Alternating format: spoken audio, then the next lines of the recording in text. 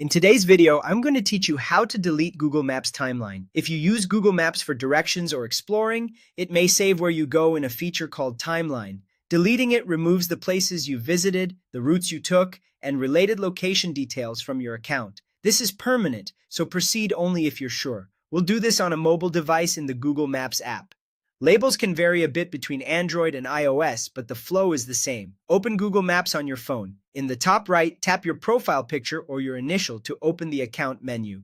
The choices you make next affect the timeline data for this signed-in account. In the menu, tap your timeline.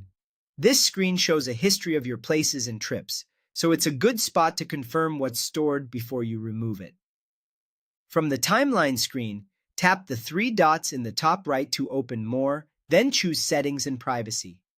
On some devices, this may be labeled Location and Privacy Settings. Both lead to the controls you need. Scroll to the Timeline section and tap Delete All Timeline Data.